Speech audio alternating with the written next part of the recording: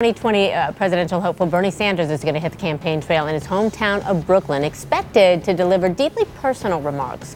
This is according to excerpts of his speech provided to CNN by a campaign source. Now, Sanders will touch on the struggles of his working class family. The speech, reading in part, quote, "Coming from a lower middle class family, I will never forget how money, or really lack of money, was always a point of stress in our home." I want to get right to CNN correspondent Ryan Nobles. He's up in Brooklyn right now. And Ryan, the personal touch of the Sanders campaign is something we didn't see a lot in 2016. Why is it happening now? Yeah, you're absolutely right, Phil. And, one of the things we're going to see is a big difference between 2016 and 2020 for the Bernie Sanders campaign when it comes to Bernie Sanders telling that personal story about what made him as a man and what led him to try and champion some of these big progressive causes that have made him a political superstar. And while this campaign certainly wants things to be different in that respect, there are a couple of things that they want to remain the same, and that is big crowds showing enthusiastic support for Senator Bernie Sanders. And if you can look here behind me, I mean, this rally doesn't start for another 3 hours. It is cold and snowy here in Brooklyn, and already there's a crowd forming. In fact, we're told that there were folks already here waiting in line, hoping to get a good spot to see Senator Sanders as early as 6 o'clock this morning. But getting back to that narrative that Bernie Sanders is going to paint this morning, he's going to talk about his experience growing up here in Brooklyn in a rent-controlled apartment with his brother and his parents. His parents immigrants. He comes from a Jewish background, and he wants people to tell that story. He wants people to understand that that's part of the reason that he is championing these causes, for instance, causes like Medicare for All, where he wants access to health care for everyone. Now, the big question, of course, for Bernie Sanders is, can he recapture that magic? The early reviews seem to indicate that he's heading in that direction. He's raised more than $10 million already for a campaign that's a little more than a week old. The polls show him either in first or second place, both in the national polls and in some of these early state polls. But this is really just the beginning of what is going to be a long slog of a campaign. And there's certainly a lot of resentment and some concern among some Democratic activists about the way the primary season went with Hillary Clinton, his former Democratic primary opponent. And it's not quite clear quite yet whether or not Bernie Sanders can unite all of those factions to win the Democratic primary. We're going to get our first indication as to whether or not that's going to happen here this morning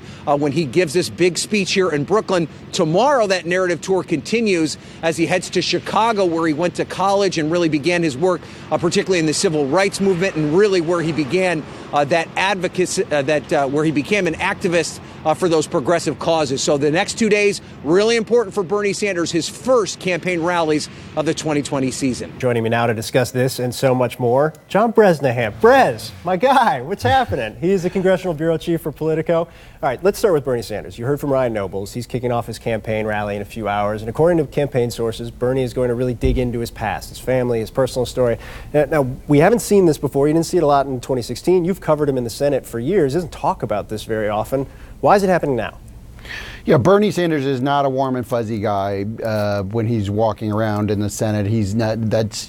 He's all business. He's all about policy. He's all about issues. Bernie traditionally, Senator Sanders, he wants to talk about what he's doing in legislation, what he's doing on issues. He doesn't want to talk about himself. And he said in the past these kind of personal discussions are a distraction from what's really important for the country. But I think it's clear that he has to widen his base inside the party. Look, there's a certain element, a faction of support for Sanders inside the Democratic Party. Ryan Noble talked about his fundraising, which has been really unbelievable so far early, far better than anyone else. But he's got to be able to prove to minority voters, especially in the Democratic Party, that he is someone that they can support. I mean, this is, can he win in South Carolina in a Democratic primary? Can he defeat, African-American candidates or Hispanic candidates in a Democratic primary? And so he's got to expand. Most of his voters are white voters inside the party, so he's got to expand his base of support. So he has to show, he wants to tell everybody his story, which is, son of Polish immigrant, parents came here with nothing, grew up in Brooklyn, didn't have a lot of money growing up, and somebody who's a self-made man. So this is a story he and his advisors think has to get out. Brez, I want to ask you, Bernie Sanders was asked on The View yesterday about Hillary Clinton, and I think he gave most of us bad flashbacks to 2016, but take a listen to what he had to say. We're hearing about a lot of Democratic candidates who are meeting with Hillary Clinton for advice, though, so people like Amy Klobuchar. Do you think you'll do the same? I suspect not. Hillary has not, she has not called me. Look, we have differences. Hillary has played a very important role in modern American politics. Yep. But you're not interested in any advice from her? I think not. You think not? Look, I think every Democrat is going to come together. And let me say what I've said before. I hope to be the Democratic nominee and have the support of the whole Democratic Party behind me. If I am not, and somebody else is, I will support that candidate. Because what's most important is that Trump be defeated.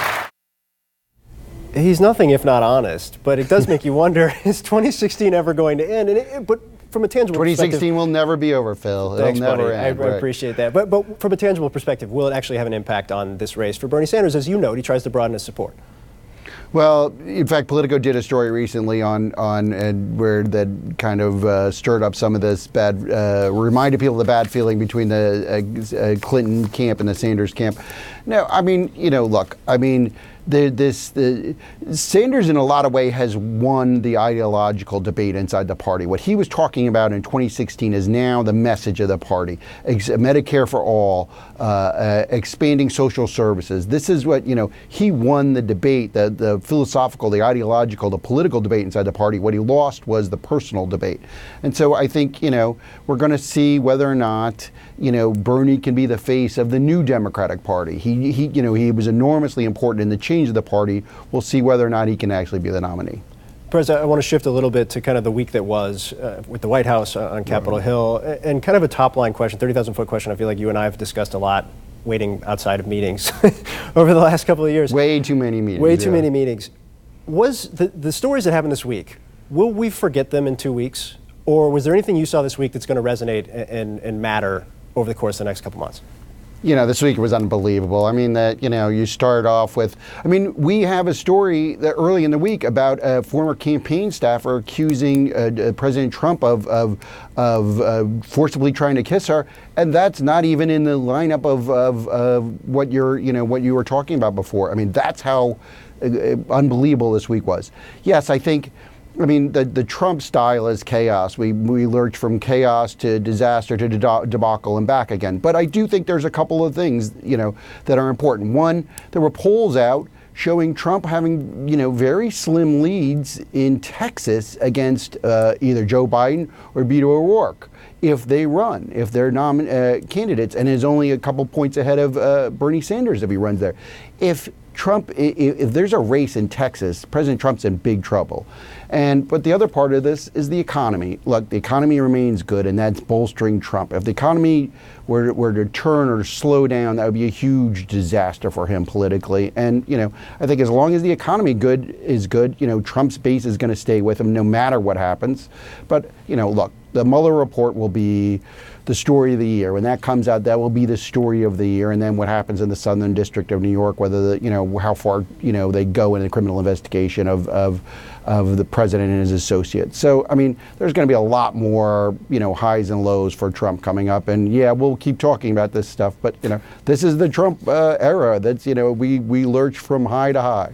Yeah, full employment for you and me. John Bresnahan, never accused of not being warm and fuzzy. Thanks, buddy. See you on Monday. Take care.